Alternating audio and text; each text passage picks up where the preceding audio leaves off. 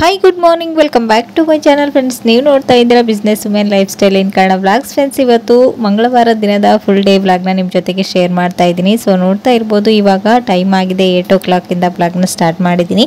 ಇವತ್ತಿನ ಬ್ರೇಕ್ಫಾಸ್ಟ್ಗೆ ಪ್ರಜ್ವಲ್ಗೆ ಬಟಾಣಿ ರೈಸ್ನ ಮಾಡಿಕೊಟ್ಟೆ. ಇವಾಗ ಪ್ರಜ್ವಲ್ನ ಸ್ಕೂಲಿಗೆ ಕಳಿಸಿದ ನಂತರ ವ್ಲಾಗ್ನ ಸ್ಟಾರ್ಟ್ ಮಾಡ್ಕೊಂಡಿದ್ದೀನಿ. ಒಂದು ಸೊಪ್ಪುಗಳು ಕೂಡ ಬಂದಿತ್ತು, ಅದನ್ನು ತೊಗೊಂಡಿದ್ದೀನಿ. ಇದನ್ನು ಔಟ್ ಸೈಡ್ ಇಟ್ಟರೆ ಬೇಗನೆ ಬಾಡೋಗ್ಬಿಡುತ್ತೆ. ಸೊ ಹಾಗಾಗಿ ಇದನ್ನು ಬೇಗನೆ ಸೋಸ್ಕೊಂಡು ಒಂದು ಕವರಲ್ಲಿ ಹಾಕಿ ಫ್ರಿಜ್ಜಲ್ಲಿ ಇಟ್ಕೊಂಡ್ಬಿಡ್ತೀನಿ. ನಮಗೆ ಯಾವಾಗ ಬೇಕೋ ಅವಾಗೆ ಯೂಸ್ ಮಾಡ್ಕೊಳ್ಬೋದು ಅಂತೇಳಿ. ಸೊ ಇವತ್ತಿನ ವಿಡಿಯೋದಲ್ಲಿ ನಾನು ನಿಮಗೆ ಒಂದು ಬ್ಯೂಟಿ ಟಿಪ್ಸ್ನ ತಿಳಿಸ್ತಾ ಇದ್ದೀನಿ. ಸೊ ನೋಡ್ಕೊಂಡು ಬರೋಣ ಬನ್ನಿ.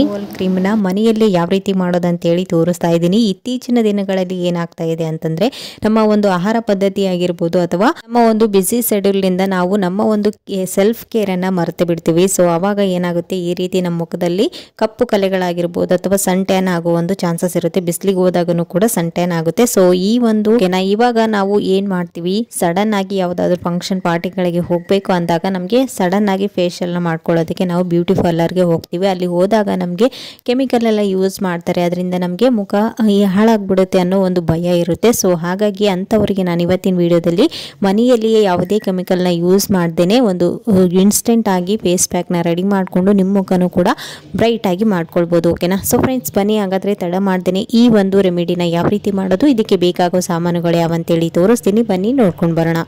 ಸೊ ಫ್ರೆಂಡ್ಸ್, ಇಲ್ಲಿ ಮೊದಲೇದಾಗಿ ನಾನು ಒಂದು ಸಣ್ಣ ಬೌಲನ್ನು ತೊಗೊಂಡಿದ್ದೀನಿ. ಇದರಲ್ಲಿ ಫಸ್ಟ್ ನಾವು ಫೇಸ್ ವಾಶನ್ನು ಮಾಡ್ಕೊಳ್ಳೋಣ. ಓಕೆನಾ? ಇವಾಗ ಇದಕ್ಕೆ ನಾನಿಲ್ಲಿ ಒಂದು ಅರ್ಧ ಟೇಬಲ್ ಸ್ಪೂನ್ ಅಷ್ಟು ಕಾಫಿ ಪುಡಿನ ಹಾಕ್ತಾ ಇದ್ದೀನಿ. ನೀವು ಕಾಫಿ ಪುಡಿನ ನೆಸ್ಲೆ ಅವ್ರದ್ದು ತೊಗೊಳ್ಬೋದು, ಬ್ರೂ ಕಾಫಿ ಪುಡಿ ಯಾವುದಾದ್ರೂ ತೊಗೊಳ್ಳಿ. ಓಕೆನಾ? ಇವಾಗ ಇದಕ್ಕೆ ನಾನಿಲ್ಲಿ ಸ್ವಲ್ಪ ಹಾಲನ್ನು ಹಾಕಿ ಚೆನ್ನಾಗಿ ಮಿಕ್ಸ್ ಮಾಡ್ಕೊಳ್ತಾ ಇದ್ದೀನಿ. ಕಾಫಿ ಪುಡಿ ಹಾಲಲ್ಲಿ ಸ್ವಲ್ಪ ಚೆನ್ನಾಗಿ ಮಿಕ್ಸ್ ಆಗಬೇಕು, ಅದು ಆ್ಯಕ್ಟಿವೇಟ್ ಆಗೋವರೆಗೂ ನೀಟಾಗಿ ಈ ರೀತಿ ಮಿಕ್ಸ್ ಮಾಡಿಕೊಂಡು ಇವೆರಡನ್ನು ಇವಾಗ ಫಸ್ಟ್ ನೀವು ಮುಖನ ಚೆನ್ನಾಗಿ ತಣ್ಣೀರಿಂದ ವಾಶ್ ಮಾಡಿಬಿಟ್ಟು ಈ ಒಂದು ಕ್ರೀಮನ್ನು ಅಪ್ಲೈ ಮಾಡಬೇಕು. ಓಕೆನಾ? ಇಲ್ಲಿ ನೋಡ್ತಾ ಇದ್ರೆ ನಾನು ಕೈಗೆ ಅಪ್ಲೈ ಮಾಡಿ ತೋರಿಸ್ತಾ ಇದ್ದೀನಿ. ಈ ರೀತಿ ನಿಮ್ಗೆ ಎಲ್ಲಿ ಬ್ಲಾಕ್ ಜಾಸ್ತಿ ಇದೆ ಅಲ್ಲಿ ನೀವು ಇದನ್ನ ನೀಟಾಗಿ ಈ ರೀತಿ ಸರ್ಕಲ್ ಶೇಪ್ ಅಲ್ಲಿ ಸ್ಕ್ರಬ್ ಮಾಡಬೇಕು, ಆವಾಗನೇ ಅದು ನೀಟಾಗಿ ರಿಮೂವ್ ಆಗುತ್ತೆ. ಓಕೆನಾ? ಕಾಫಿ ಪುಡಿ ಏನು ಮಾಡುತ್ತೆ, ನಮ್ಮ ಸ್ಕಿನ್ ಅಲ್ಲಿ ಇರ್ತಕ್ಕಂಥ ಬ್ಲಾಕ್ ಕಲರ್ ಅಂದ್ರೆ ನಮ್ಮ ಡಾರ್ಕ್ನೆಸ್ ಏನೆಲ್ಲ ಇರುತ್ತೆ ಅದನ್ನ ಕಡಿಮೆ ಮಾಡುವಂತ ಒಂದು ಗುಣನ ಹೊಂದಿದೆ. ಹಾಗೆ ಹಾಲುನು ಕೂಡ ಅಷ್ಟೇನೆ ಸ್ಕಿನ್ ಅಲ್ಲಿ ಇರ್ತಕ್ಕಂಥ ಎಲ್ಲ ಡಸ್ಟ್ ಅನ್ನು ಕೂಡ ರಿಮೂವ್ ಮಾಡುವಂತ ಒಂದು ಕೆಲಸವನ್ನ ಮಾಡುತ್ತೆ. ಇವೆರಡನ್ನ ಹಾಕಿ ಇವಾಗ ಚೆನ್ನಾಗಿ ಈ ರೀತಿ ಸ್ಕ್ರಬ್ ಮಾಡಿ ಇದನ್ನ ಒಂದು 2 minutes ಅಥವಾ 3 minutes ಇದನ್ನ ರೆಸ್ಟ್ ಮಾಡಲು ಬಿಡಬೇಕು. ಅಷ್ಟರಲ್ಲಿ ಇದು ಡ್ರೈ ಆಗುತ್ತೆ, ಹಾಲೆಲ್ಲ ಒಣಗಿ ಡ್ರೈ ಆಗೋವರೆಗೂ ಇದನ್ನ ಹಾಗೇನೆ ಬಿಟ್ಬಿಡಿ. ಓಕೆನಾ? ಇಲ್ಲಿ ನೋಡ್ತಾ ಇದ್ರೆ ಈ ರೀತಿ ನಾನು ನೀಟಾಗಿ ಸ್ಕ್ರಬ್ ಮಾಡ್ಕೊಂಡಿದ್ದೀನಿ. ಇದನ್ನ ಒಂದು 2 minutes ಹಾಗೇನೆ ಬಿಡಬೇಕು. ಇದು ಫುಲ್ ಡ್ರೈ ಆದ್ಮೇಲೆ ಮತ್ತೆ ಇದನ್ನ ತಣ್ಣೀರಿಂದ ವಾಶ್ ಮಾಡಬೇಕು. ಅಷ್ಟರಲ್ಲಿ ನಾವು ಇದಕ್ಕೆ ಒಂದು ಫೇಸ್ ಪ್ಯಾಕ್ ಅನ್ನ ರೆಡಿ ಮಾಡ್ಕೊಳ್ಳೋಣ. ಇವಾಗ ಇಲ್ಲಿ ನೋಡ್ತಾ ಇದ್ದೀರಾ, ನಾನು ಒಂದು ಮಿಕ್ಸಿಂಗ್ ಬೌಲ್ ನ ತಗೊಂಡಿದ್ದೀನಿ. ಇದಕ್ಕೆ ನಾನಿಲ್ಲಿ ಒಂದು ಅರ್ಧ ಟೇಬಲ್ ಸ್ಪೂನ್ ಅಷ್ಟು ಕಾಫಿ ಪುಡಿನ ಹಾಕ್ತಾ ಇದ್ದೀನಿ. ಹಾಗೇನೆ ಒಂದು ಅರ್ಧ ಟೇಬಲ್ ಸ್ಪೂನ್ ಅಷ್ಟು ಅರಿಶಿಣ ಪುಡಿನ ಹಾಕ್ತಾ ಇದ್ದೀನಿ. ಈ ಪುಡಿ ಗೊತ್ತಲ್ವಾ, ನಮ್ಮ ಸ್ಕಿನ್ ಅಲ್ಲಿ ಇರ್ತಕ್ಕಂಥ ಡಾರ್ಕ್ನೆಸ್ ಆಗಿರ್ಬೋದು, ಡಸ್ಟ್ ಅನ್ನ ಆಗಿರ್ಬೋದು ಎಲ್ಲನೂ ತೆಗೆಯುವಂತ ಒಂದು ಕೆಲಸವನ್ನ ಮಾಡುತ್ತೆ. ಹಾಗೇನೆ ಅರಿಶಿಣ ಕೂಡ ಅಷ್ಟೇನೆ ಅದರಲ್ಲಿರ್ತಕ್ಕಂಥ ಆಂಟಿಬಯೋಟಿಕ್ ಗುಣದಿಂದ ನಮ್ಮ ಸ್ಕಿನ್ ಅನ್ನ ಯಾವಾಗಲೂ ಮಾಯಶ್ಚರೈಸ್ ಮಾಡುತ್ತೆ, ಮತ್ತೆ ಯಾವುದೇ ಡಸ್ಟ್ ಅಥವಾ ಪಿಂಪಲ್ಸ್ ಆಗೋ ರೀತಿ ಮಾಡೋದಿಲ್ಲ, ಅದನ್ನು ತಡೆಯುತ್ತೆ. ಓಕೆನಾ? ಇವಾಗ ಇಲ್ಲಿ ನೋಡ್ತಾ ಇದ್ರೆ ಇದಕ್ಕೆ ನಾನಿಲ್ಲಿ ಒಂದು ಅರ್ಧ ಟೇಬಲ್ ಸ್ಪೂನ್ ಅಷ್ಟು ಮೊಸರನ್ನು ಹಾಕಿ ಚೆನ್ನಾಗಿ ಈ ರೀತಿ ಮಿಕ್ಸ್ ಮಾಡ್ಕೊಳ್ತಾ ಇದ್ದೀನಿ. ನೀವು ಆಯಿಲಿ ಸ್ಕಿನ್ ಇರೋರಾದರೆ ಇದರ ಮೊಸರನ್ನು ಸ್ಕಿಪ್ ಮಾಡಿ ಇದರ ಪ್ಲೇಸಲ್ಲಿ ಅರ್ಧ ನಿಂಬೆ ಹೋಳನ್ನು ಅಂದರೆ ಒಂದೆರಡು ಹನಿಯಷ್ಟು ಲೆಮನ್ ಜ್ಯೂಸನ್ನು ಹಾಕ್ಕೊಳ್ಬೇಕು. ಇದನ್ನು ಹಾಕ್ಕೊಂಡು ಚೆನ್ನಾಗಿ ಈ ರೀತಿ ಮಿಕ್ಸ್ ಮಾಡ್ಕೊಂಡು ತೊಗೊಳ್ಬೇಕು. ಇಲ್ಲಿ ನೋಡ್ತಾ ಇದ್ರಲ್ವಾ, ಈ ರೀತಿ ಆದ ನಂತರ ಇದನ್ನು ಯೂಸ್ ಮಾಡಬೇಕು. ಇದನ್ನು ರೆಡಿ ಮಾಡ್ಕೊಳ್ಳೋಷ್ಟರಲ್ಲಿ ನಮಗೆ ಒಂದು 2-3 minutes ಆದರೂ ಟೈಮ್ ಹಿಡಿಯುತ್ತೆ. ಇಲ್ಲಿ ನೋಡ್ತಾ ಇದ್ರೆ ಈ ಕಡೆ ಮೊದಲಿಗೆ ನಾವು ಸ್ಕ್ರಬ್ ಮಾಡಿ ಇಟ್ಟಿರುವಂತ ಇದು ಕಾಫಿ ಹಾಗೂ ಮಿಲ್ಕ್ ಎಲ್ಲನೂ ಡ್ರೈ ಆಗಿದೆ. ಇವಾಗ ಇದನ್ನ ತಣ್ಣೀರಿಂದ ಚೆನ್ನಾಗಿ ವಾಶ್ ಮಾಡ್ಕೊಂಡಿದ್ದೀನಿ. ಇವಾಗ ಇದಕ್ಕೇನೆ ನಾವು ಮೊದಲಿಗೆ ರೆಡಿ ಮಾಡಿ ಇಟ್ಕೊಂಡಿರುವಂತ ಈ ಫೇಸ್ ಪ್ಯಾಕ್ ಅನ್ನ ಹಾಕಿ ಇದನ್ನು ಕೂಡ ಅಷ್ಟೇನೆ 1 hour ಇಲ್ಲ 2 hour ಹಾಗೇನೆ ಬಿಡಬೇಕು. ಇದು ಕಂಪ್ಲೀಟ್ ಆಗಿ ಡ್ರೈ ಆದ ನಂತರನೇ ನಾವು ಇದನ್ನ ವಾಶ್ ಮಾಡಬೇಕು. ಓಕೆನಾ? ಇಲ್ಲಿ ನೋಡ್ತಾ ಇದ್ರಲ್ವಾ, ನೀವು ಮೊದಲಿಗೆ ಅದನ್ನ ಯಾವ ರೀತಿ ರೆಡಿ ಮಾಡ್ಕೊಂಡು ಹಚ್ಕೊಂಡ್ರಲ್ವಾ, ಸೇಮ್ ಅದೇ ರೀತಿನೇ ಅಪ್ಲೈ ಮಾಡ್ಕೊಳ್ಳಿ. ನಿಮ್ಮ ನೆಕ್ಕಿಗೆ ಆಗಿರ್ಬೋದು, ಮೊಣಕೈ, ಮೊಣಕಾಲು ಮತ್ತೆ ನಿಮ್ಮ ಮುಖದಲ್ಲಿ ಫೇಸ್ಗೆ ಎಲ್ಲಿ ನಿಮಗೆ ಪಿಗ್ಮೆಂಟೇಷನ್ ಇದ್ರೂ ಕೂಡ ಈ ಒಂದು ರೆಮಿಡಿ ತುಂಬಾ ಯೂಸ್ಫುಲ್ ಆಗುತ್ತೆ. ಸ್ವಲ್ಪ ನಿಧಾನವಾಗಿ ವರ್ಕ್ ಮಾಡುತ್ತೆ ಅಷ್ಟೇ, ಪಿಗ್ಮೆಂಟೇಷನ್ ಬೇಗನೆ ಹೋಗೋದಿಲ್ಲ.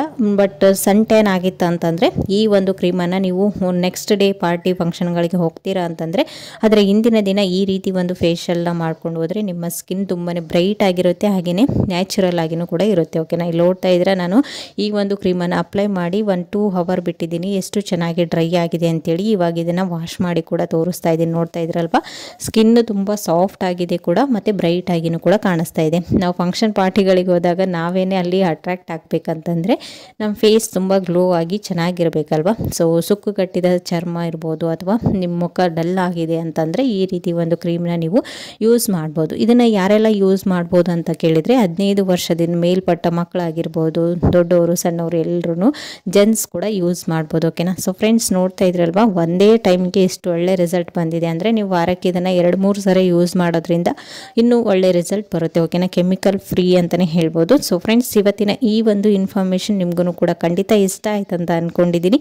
ಈ ಒಂದು ಕ್ರೀಮ್ನ ನೀವು ಮನೆಯಲ್ಲಿಟ್ಟು ಒಂದು 15 ಡೇಸ್ವರೆಗೂ ಯೂಸ್ ಮಾಡ್ಬೋದು, ಫ್ರಿಜ್ಜಲ್ಲಿ ಇಟ್ಕೊಂಡು. ಮೊಸರು ಹಾಕಿದ್ದೀವಲ್ವ, ಸೊ ಹಾಗಾಗಿ ನೋಡಿದ್ರಲ್ವಾ, ಪಾರ್ಲರ್ಗೆ ಹೋಗ್ದೇನೆ ಮನೆಯಲ್ಲೇ ಯಾವ ರೀತಿ ಒಂದು ಫೇಸ್ ವಾಶ್ ಕ್ರೀಮ್ ಹಾಗೆಯೇ ಫೇಶಿಯಲ್ ಕ್ರೀಮನ್ನ ಮಾಡ್ಕೊಳ್ಬೋದು. ಸೊ ನೋಡಿದ್ರಲ್ವಾ, ಇದು ನ್ಯಾಚುರಲ್ ಟಿಪ್ಸ್ ಆಗಿರೋದ್ರಿಂದ ನಿಮಗೆ ಖಂಡಿತ ಯೂಸ್ಫುಲ್ ಆಗುತ್ತೆ. ಇದು ಯಾವುದೇ ರೀತಿ ಸೈಡ್ ಎಫೆಕ್ಟ್ ಕೂಡ ಇರೋದಿಲ್ಲ. ಹೆಣ್ಮಕ್ಳು ಎಷ್ಟು ಸೆಲ್ಫ್ ಕೇರ್ ಮಾಡಿದ್ರೂ ಕಡಿಮೆನೆ. ಸೊ ಈ ರೀತಿ ಒಂದ್ಸರಿ ಟ್ರೈ ಮಾಡಿ ನೋಡಿ. ವೀಕ್ಲಿ ಒಂದ್ಸರಿ ಮಾಡೋದ್ರಿಂದ ನಿಮ್ಮ ಮುಖ ಕೂಡ ಕ್ಲೀನ್ ಆಗಿರುತ್ತೆ. ಮೊಡವೆಗಳಾಗಲಿ ಕಪ್ಪು ಕಲೆಗಳಾಗಲಿ ಮುಖದಲ್ಲಿ ಬರೋದಿಲ್ಲ. ಓಕೆನಾ. ನೀವು ಒಂದಿನ ಇಲ್ಲ 2 ಡೇಸ್ ಹಾಗೇನೆ ಔಟ್ಸೈಡ್ ಇಟ್ಬಿಟ್ರೆ ಇದು ಬೂಜ್ ಬಂದು ಎಲ್ಲನೂ ಕೆಟ್ಟು ಹೋಗ್ಬಿಡುತ್ತೆ. ಹಾಗೆ ಕಲರ್ ಕೂಡ ಚೇಂಜ್ ಆಗುತ್ತೆ, ಎಲ್ಲನೂ ಕ್ರಿಯೇಟ್ ಆಗುತ್ತೆ.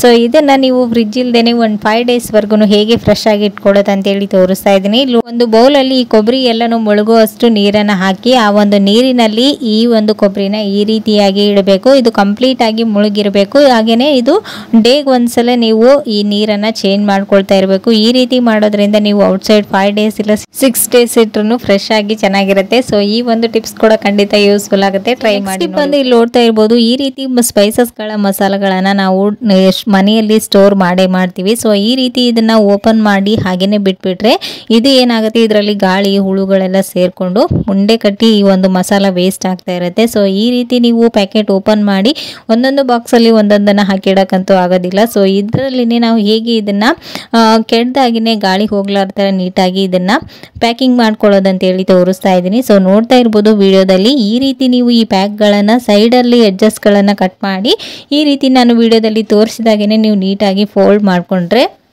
ಇದ್ರ ಒಳಗಡೆ ಗಾಳಿ ಕೂಡ ಸೇರ್ಕೊಳ್ಳೋದಿಲ್ಲ. ಆವಾಗ ಈ ಒಂದು ಮಸಾಲ ನೀಟಾಗಿ ಫ್ರೆಶ್ ಆಗಿರುತ್ತೆ. ಹಾಗೆಯೇ ಇದು ಕಾಸ್ಟ್ಲಿಯಿಂದ ತಂದಿರುವಂಥ ಮಸಾಲ ಐಟಮ್ಸ್ಗಳು ನಿಮಗೆ ವೇಸ್ಟ್ ಆಗೋದಿಲ್ಲ. ಸೊ ಇವಾಗ ಸ್ವಲ್ಪ ವೆದರ್ ಕೂಲ್ ಇರೋದ್ರಿಂದ ಬೇಗನೆ ಈ ಮಸಾಲ ಐಟಮ್ಸ್ಗಳು ಹಾಳಾಗ್ತಾ ಇರುತ್ತೆ. ಸೊ ಈ ರೀತಿ ನೀವು ಇದನ್ನು ಕೆಡದಾಗಿನೇ ಸ್ಟೋರ್ ಮಾಡ್ಕೊಳ್ಳಿ. ಓಕೆನಾ. ಫ್ರೆಂಡ್ಸ್ ನೋಡಿದ್ರಲ್ವಾ, ಇವತ್ತಿನ ಈ ಒಂದು ವ್ಲಾಗ್ನ ಇಲ್ಲಿಗೆ ಎಂಡ್ ಮಾಡ್ತೀನಿ. ಮತ್ತು ನಾಳೆ ಹೊಸ ವ್ಲಾಗ್ನೊಂದಿಗೆ ಮತ್ತೆ ನಿಮ್ಮನ್ನ ಮೀಟ್ ಮಾಡ್ತೀನಿ ಫ್ರೆಂಡ್ಸ್. ಅಲ್ಲಿವರೆಗೂ ಟೇಕ್ ಕೇರ್, ಬಾಯ್.